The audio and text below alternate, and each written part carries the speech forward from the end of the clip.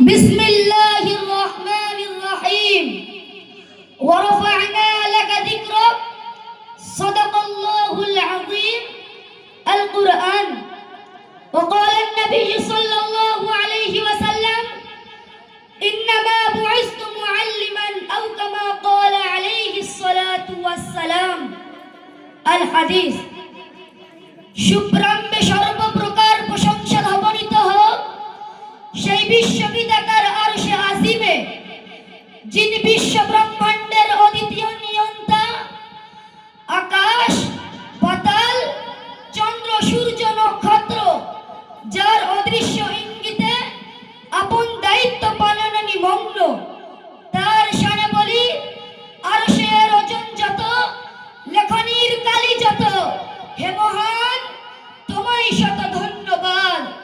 পরের পর্যায় নিখিল বিশ্বের অনুপম সৃষ্টি, নূরে নবী পূর্ণের ছবি, নবীকুলের শিরোমণি, উভয় জগতের কাণ্ডারি হুজুরে পাক সাল্লাল্লাহু আলাইহি ওয়াসাল্লামের শানে বলি, তুমি চন্দ্রের চেয়ে সুন্দর, তুমি পুষ্পের চেয়ে মনোহর, তুমি ঝর্ণার চেয়ে নির্মল।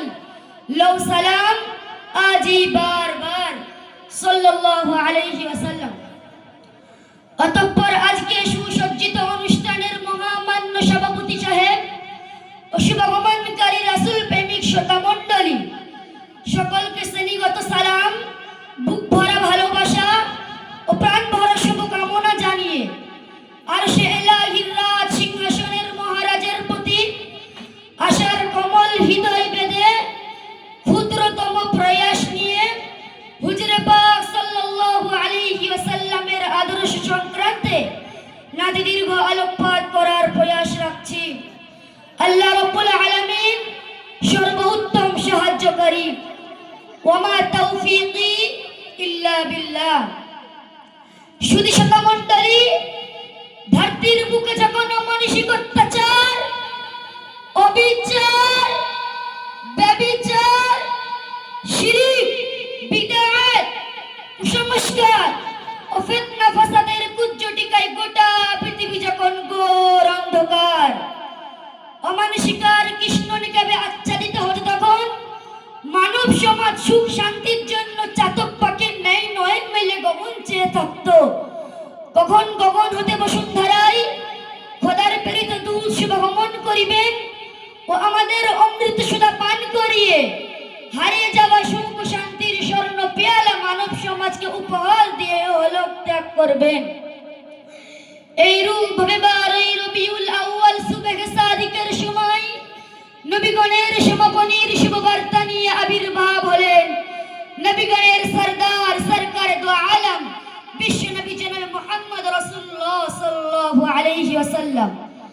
প্রিয় নবী সাল্লাল্লাহু আলাইহি ওয়াসাল্লাম বিন আব্দুল্লাহ বিন আব্দুল মুত্তালিব আমিনা বিনতে ওয়াহাব আব্দে মানাব, তিনি এমন এক যুগে আবির্ভাব হলেন, সে যুগের মানুষ ছিল সিংহের চাইতে হিংস্র, অজগরের চাইতে বিষাক্ত, শিয়ালের চাইতে দ্রুত, কুকুরের চাইতে লোভী, শূকরের চাইতে নিকৃষ্ট। যেখানে বাদল ধরা বয় না, প্রেমের অশ্রু ঝরে না, দ্বন্দ্ব কলহ মদ ব্যভিচার ছিল তাদের নিত্য সঙ্গী।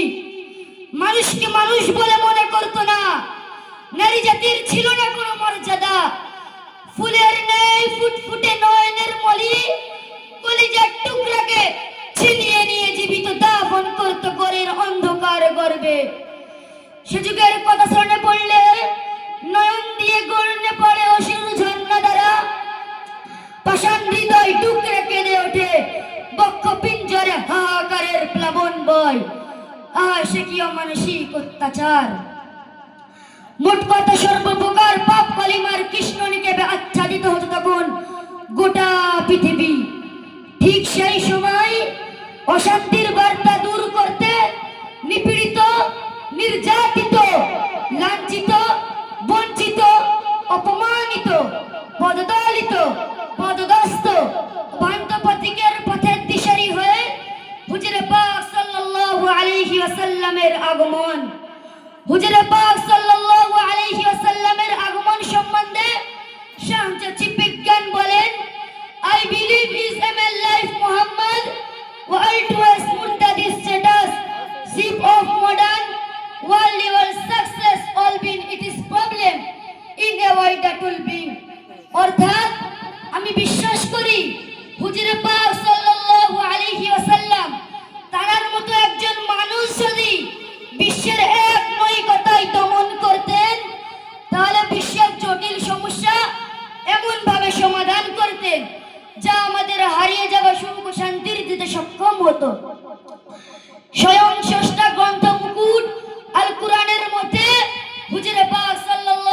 আলাইহি ওয়াসাল্লামের মহত্বকে উদ্ভাসিত করে বলেন ওয়ারফা'না লাকা যিকরাক, অন্যার্থে বলেন ইন্নাকা লাআলা খালকিন আযীম, অর্থাৎ নিশ্চয় আপনার আদর্শ সর্বশ্রেষ্ঠ।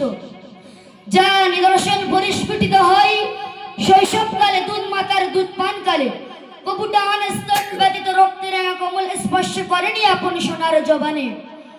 এমনকি সংসারের সর্বকাজ, এমনকি আপন পাদুকা মুবারক, আপন হস্ত মুবারক দিয়েই সেলাই করতেন।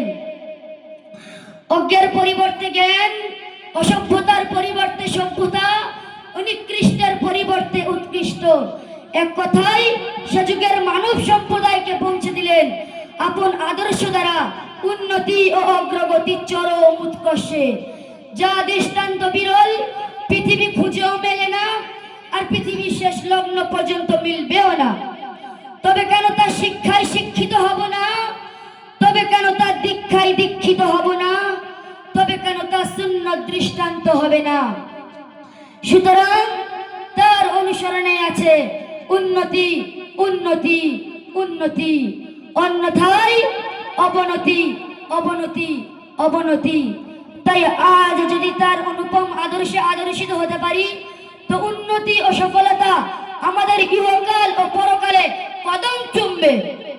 তাই তো মোর কবি বলেন, মোদের মাঝে প্রেরিত হলেন, মোদের মাঝে প্রেরিত হলেন ওগো দয়ার নবী, তুমি না আসিলে বিশ্বভুবন আধারে ডুবিত সবই।